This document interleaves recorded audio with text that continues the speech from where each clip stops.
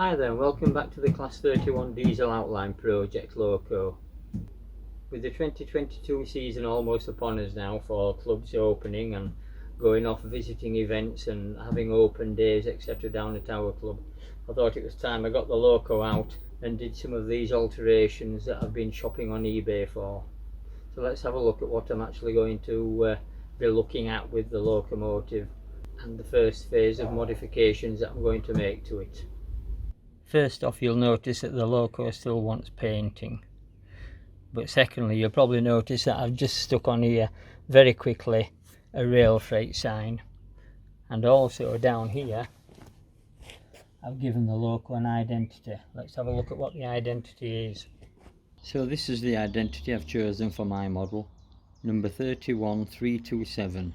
This locomotive is actually the last of the class ever built. This locomotive is currently preserved, I believe, at the Strathspey Railway in Scotland. So hopefully one day I will get to go and visit the Loco and take some photographs of it and see what detailing might need to be done on this Loco with respect to what's on the Loco up there. And during its career, at one time at least, it was painted in the rail freight red stripe livery, which is what the model is currently in and which is what the model will be painted in finally when it does get repainted. So from my point of view, that to me is a win-win situation. So what are my immediate plans for this locomotive then? I plan to remove this part of the steel here. See it following the red line up there? This piece of steel wouldn't be there. You should be able to see all of the bogie frame. So I'm going to remove this at this end and at the other end as well. This is an angle iron that's sat on the bottom of the chassis, but I'm going to put another angle iron on the top side of the chassis facing upwards, such that it will still have its strength when I've done away with this web of this angle iron that's on, or removed the whole section of angle iron, which I've decided to do. I'll just lift the lid and we'll have a look inside.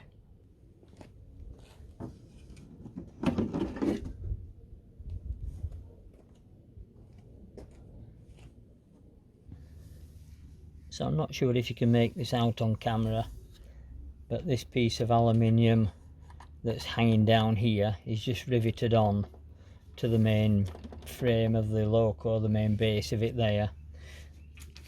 And I've been to see my friends at Blackgate's Model Engineers and I've purchased some angle iron, which I intend to put on the top side of the base, and then this piece can be cut away and these rivets removed and perhaps used to hold this on.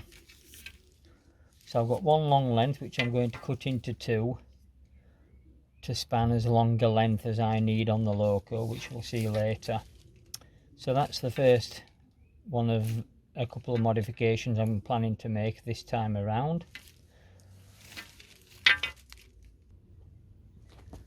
These hoops here need taking off and perhaps putting back on later, because these hold the top of the locomotive in place. I'm aiming to make some brackets that will sit onto there effectively and hold the locomotive body in frame. But these make a very handy lifting handle to lift the Loco up when it's in this state. But this angle iron here that we can see, this has got to be removed pretty much as this side has been removed here for the batteries to go in. Talking of which, when I was running the locomotive previously, I was borrowing a friend of mine's batteries. So now I've set the locomotive to two new batteries, two 12-volt Newmax premium batteries. So these batteries are 12 volt with a 60 ampere hour rating and a 540 amp cranking amperage for starting motor cars, because these are motor car batteries and not leisure batteries or traction batteries. This type of battery is a cheaper option than buying a leisure battery or a traction battery, and for me it has the added advantage that hopefully if I get my classic car running, this beauty can get it started, being as I chose the battery specification to suit the vehicle. An eBay purchase. The batteries come exceedingly well packed with a sturdy carrying handle, and they're on a free 48-hour delivery. I found the service absolutely fantastic.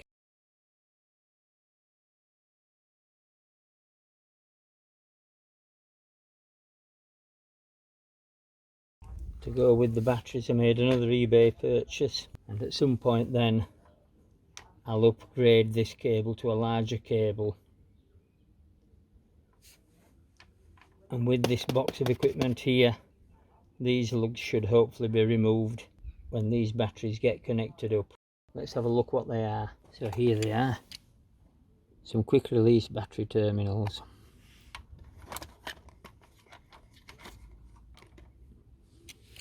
And this is what they look like.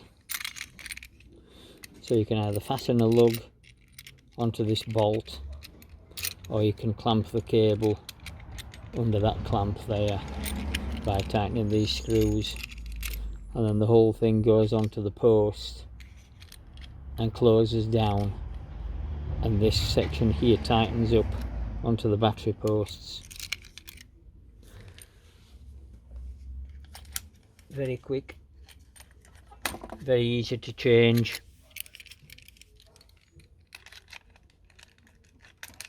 No messing about with spanners. Straight on. Again, easy to fit. So I've got two sets of those because obviously there are two batteries. The two batteries will be connected together in series, and when the two batteries are here, that's another reason why these hangers here need to be moved. So during these modifications prior to the new running season commencing, I'm going to have a look at this wiring system here and tidy this up.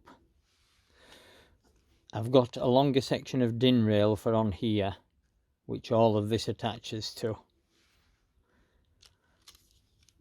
I've then purchased a 50 amp C-type DC circuit breaker for the main power supply to the system.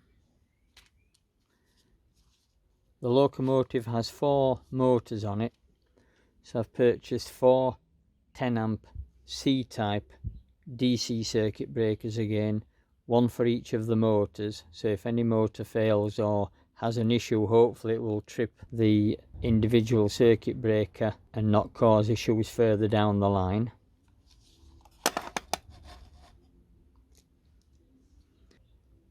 I've also laid my hands on a C3 amp circuit breaker, and this circuit breaker is going to go on the control circuit, all being well. So I'll get those fitted and we'll see how we go with that.